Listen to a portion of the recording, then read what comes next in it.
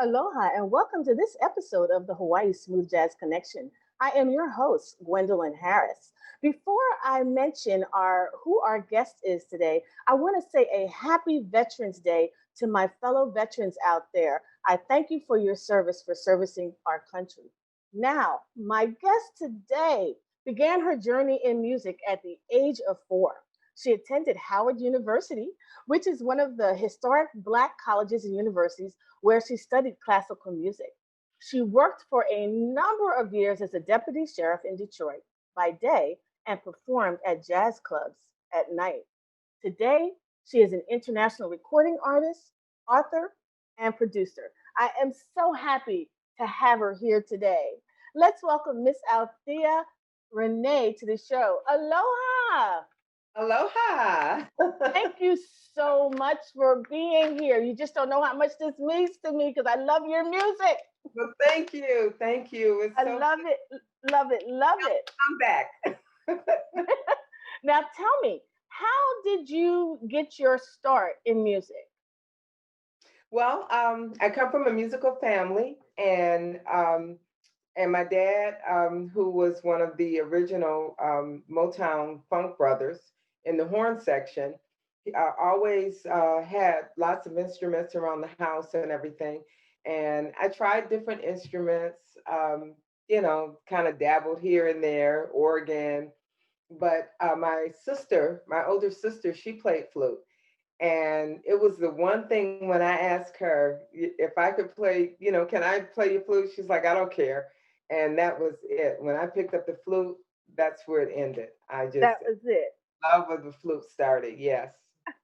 You started with the flute. With me growing up, I started with you, like you said, the organ, then the clarinet, and then the violin, and then switched to the flute. Where like you went to an HBCU, Howard. I'm Yeah. your rival. I went to Hampton, so Yeah. Yeah. so I love the flute. I love it, love it, love it. I always say I want to get back into it. But how often do you practice? Pretty much every day. Do you? About how long? It depends. Anywhere from just depends on how much time I have. Sometimes it could be a couple hours if I'm preparing for something. Uh Uh, huh. but if it's just like a daily thing, usually about an hour, and I will practice um, like maybe just a breakthrough of an idea that I'm working on, like Hmm. solo wise, or Right. sometimes it's technique that I work on. And then sometimes if I'm having to learn songs, Hmm. it just depends. I do a little bit of all of it, whatever is needed. But yeah, you never stop learning. Uh, Yeah. I never say, oh, I've mastered and I don't have to practice, because it's been really hard during this COVID, not performing, because Yes. it's kind of like being an athlete where um, you're performing every week. And so you're at a very high level in terms of performance level. So Hmm. when you're not performing, oh, that's Yes. hard. That's hard. And I did a virtual show last week, and it was a 90-minute show, and I thought I was gonna die. Really, because it's totally different, huh? It's totally. Well, I've been doing just like one song, I was doing for a while, one song a week, Hmm. just to kind of keep, my own spirits, and hopefully inspire others by doing like an old school song. It would just be like random Hmm. songs that I would choose, and I was, doing that. But that's one song. So, Right. you talk about doing 10 songs and doing a Right. yeah, yeah. But I'm really looking forward to getting back on the stage. I'm looking forward for all of you entertainers getting back on the stage because, like you say, this COVID has just put a damper on everything with all your tours and stuff. I don't want to say canceled, but some were canceled, but postponed. Yeah, You yeah, know, yeah. so I cannot wait for that. Now, very interesting. I mentioned when I introduced you because I didn't know this, but you were a deputy sheriff in Detroit. So Yeah. how was that between working in as a deputy sheriff in the day and then working in the jazz clubs at night? Yeah, it was it was really it was interesting because not everyone, when you work in a military, paramilitary style thing, everybody is not going to be, in your corner or a fan in that way. And so I really try to keep it totally separate, you know. Mhm.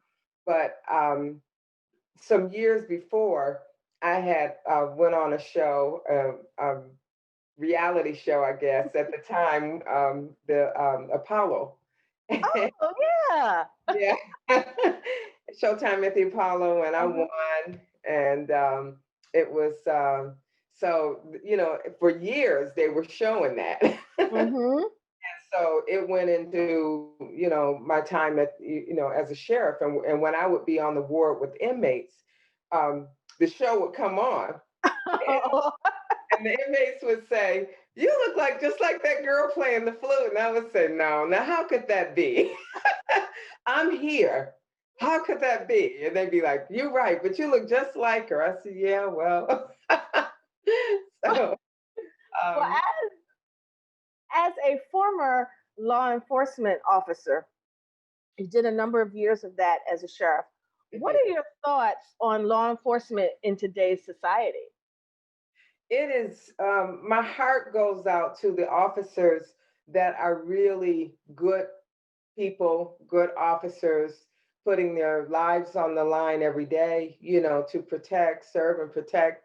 And not all officers are bad, Mhm. and it makes it Mhm. very difficult for the good ones to go out and do their job. I mean, I can only imagine the kind of anxiety that they have, because I had a lot of anxiety at the time, just because even at that time, people didn't like the police.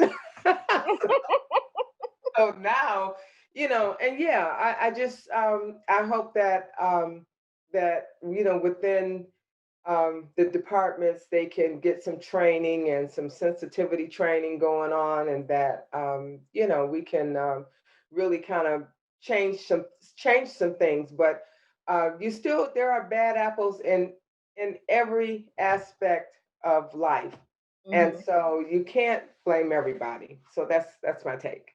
And you are so correct on that. You are very correct on that. Now, one thing that I like to do is and I spoke to you about this earlier, is I like for the viewers and the audience to know something that they don't know about you, like the one about you being a sheriff, right? But then Okay. something else. You have a deep connection with Alzheimer's. You want to explain that?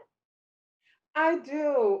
Yeah, my mom, who is 93, and I actually, my last single from my CD, Blossom, Barbara May, I wrote it for my mom, and she's 93, and she's experiencing Alzheimer's now. So it's a very difficult and debilitating.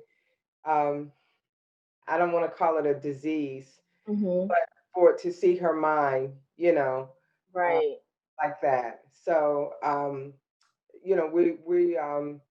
my husband and I, we were going to do our first jazz getaway festival, which we can talk Mm-hmm. about a little more. But Yes. I have partnered with the Alzheimer's Association to get information out, because a lot of times people feel really isolated when they have a loved one who has Alzheimer's and they don't know what's out there to help them. And there's actually a lot of help out there. So, Mm-hmm. yeah, so I definitely am involved with the Alzheimer's Association here in San Antonio. Awesome. Awesome. Now, um, we are going to talk about your CD Flossom. Okay. And it was based on another thing that you like to do is you like to advocate for women, basically. Yeah, You know? everybody has So your CD Blossom was based on your advocacy for women's empowerment. yes. Um, and the CD features a whole lot of great artists, all of whom I love. Jeanette Harris, who you work with, who you have the single out with her. Mesa, Hughes Groove, Dwight Adams, and Gerald Albright. Now, do you want to tell us about the idea of that album and how it started?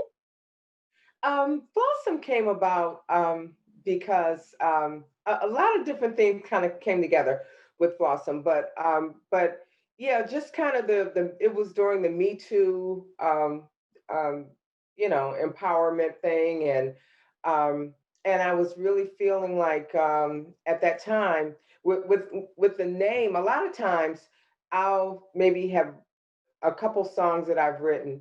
And then when I get the name of the CD, that might drive the idea, or it could be a song.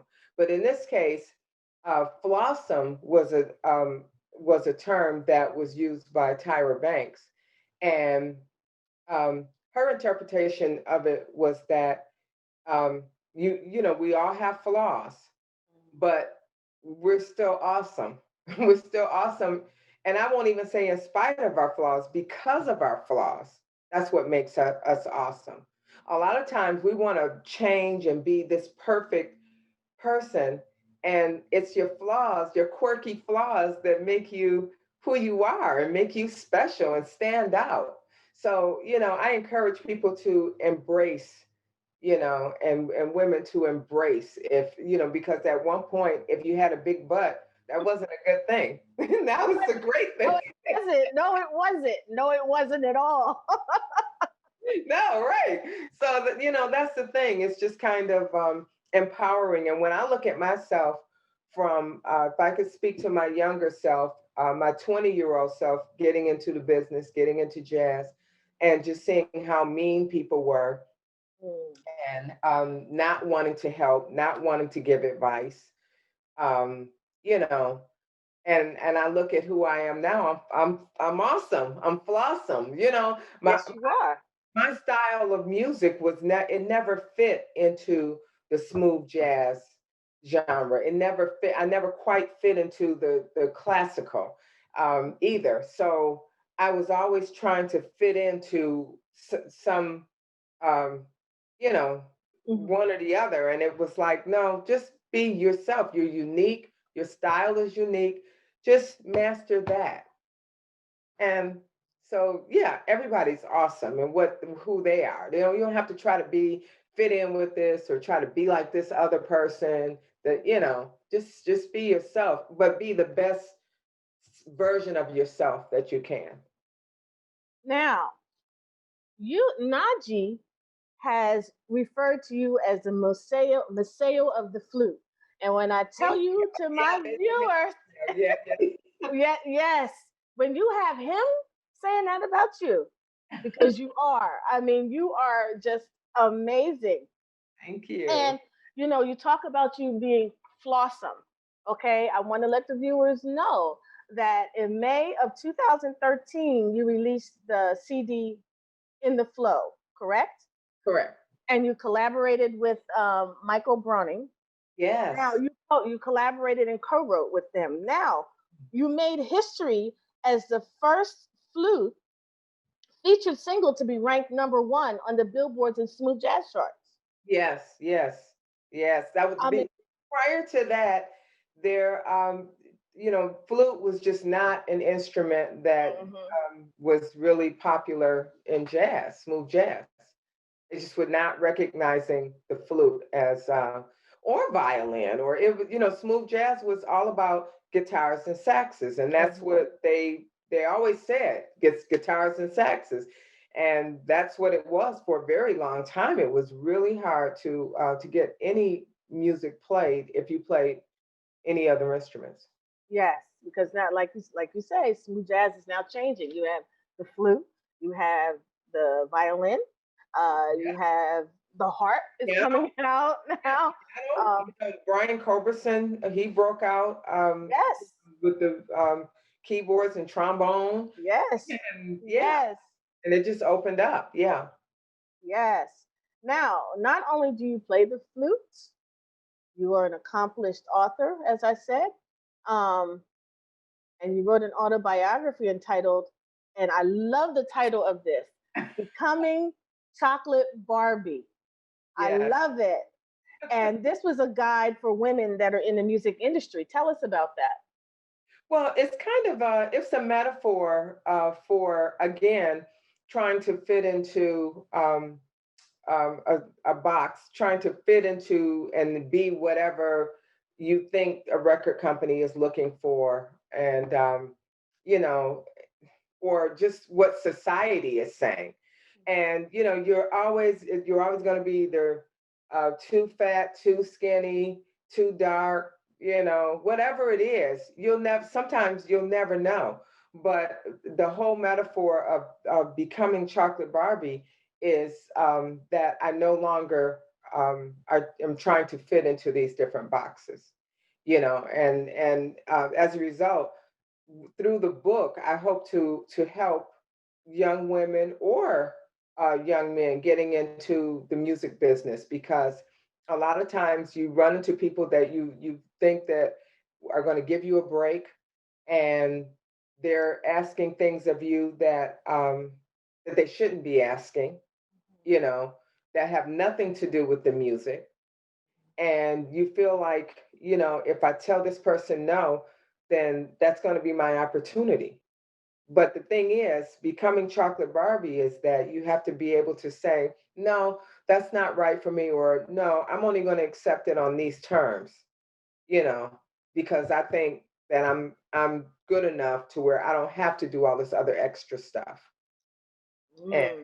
so it's bad. It was bad in my genre of music, but I've seen horror um, stories on YouTube about hip hop and rap artists, female. Mhm. I Mhm. mean, Mhm. it's horrid.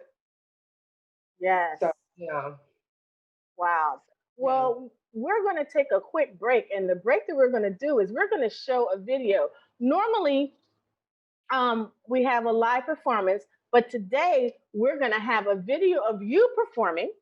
And do you want to set it up? Because I know the title of it, and we just talked about it. Yes.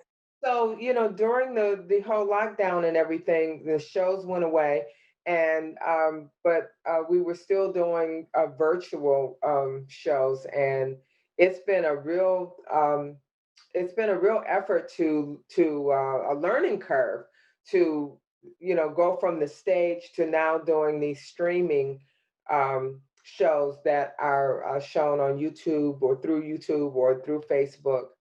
And this was the first one that I did, actually. And it was the single that I performed with my group here in San Antonio. And it's entitled Barbara May, and I wrote it for my mother. Oh, well, let's listen to Barbara May.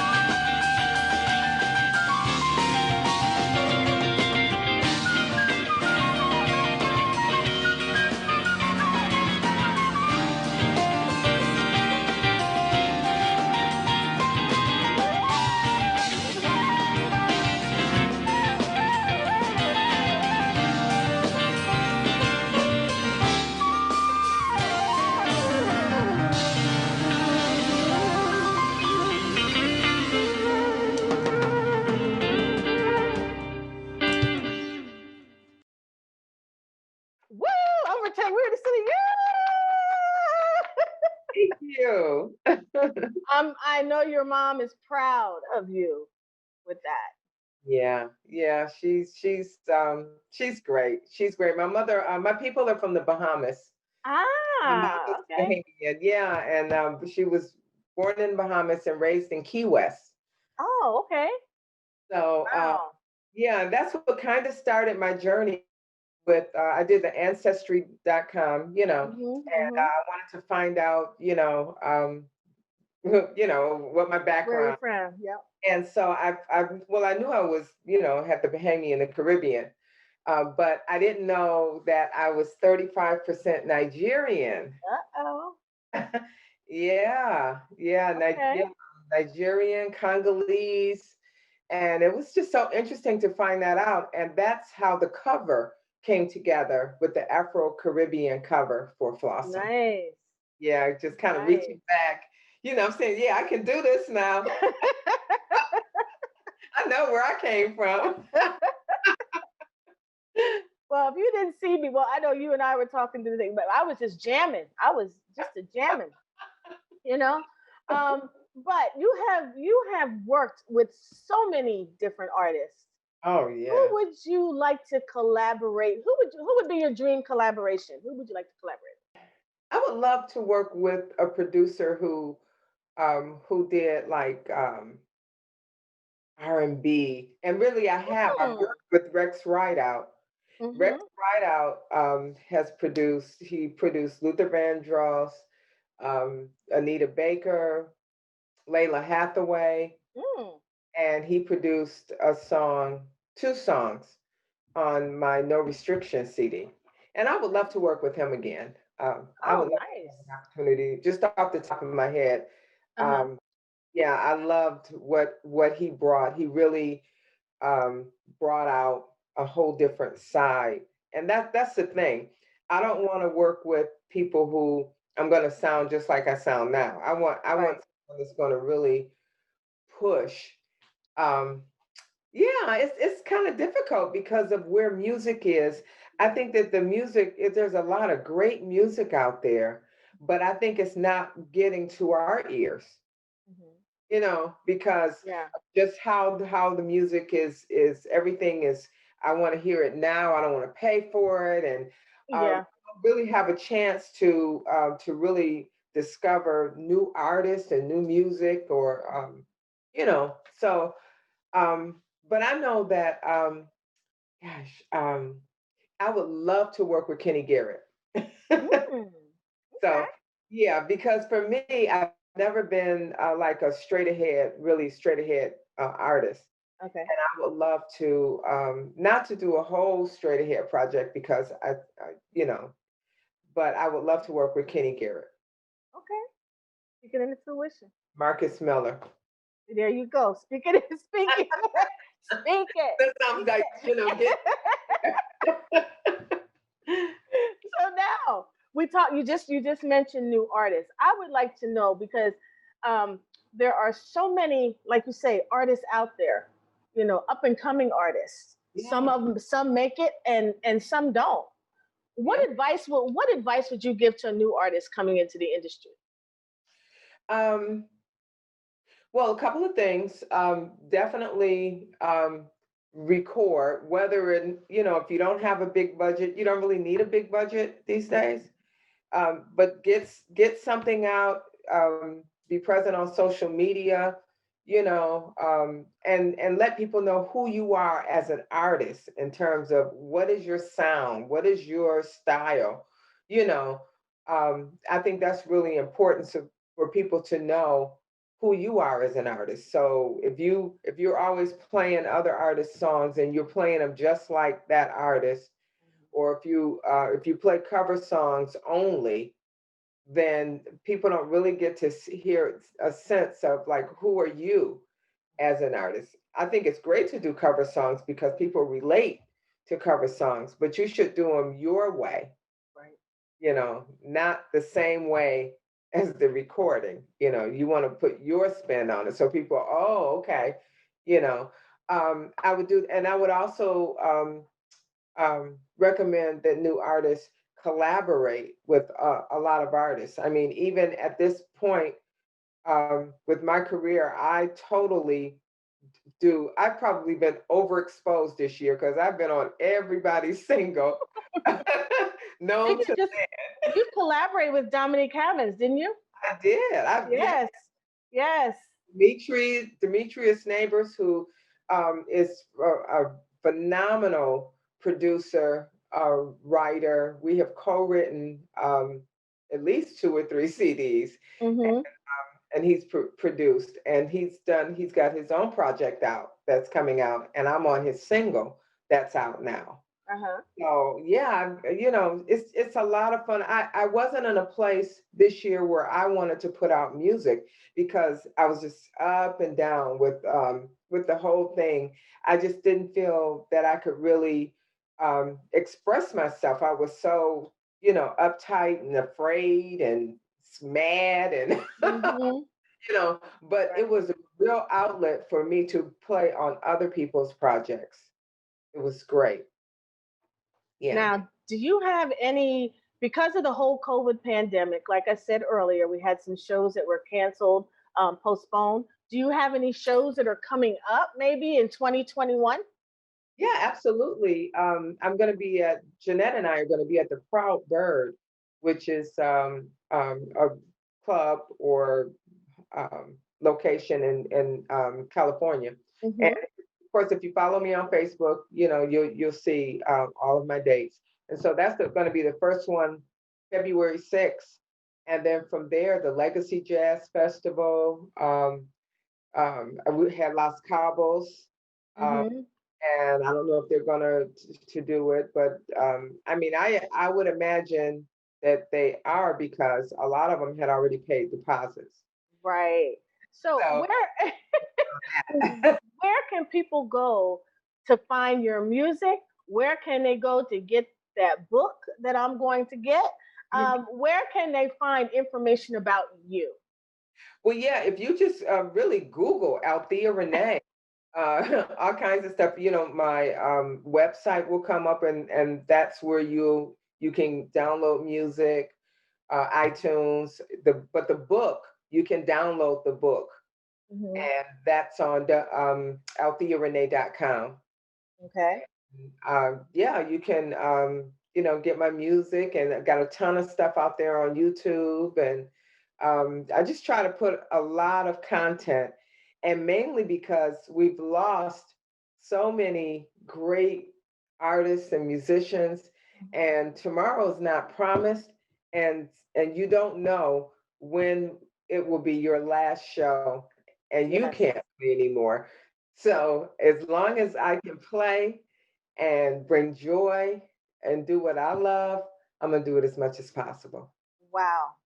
And on that note, I thank you so much for being here with me today. It has been awesome. I'm definitely going to purchase that book. I'm going to try and make way to come to California to see you and Jeanette. But thank you, thank you, thank you. So much for To, having to my viewers, until next time, stay safe and stay blessed. Aloha.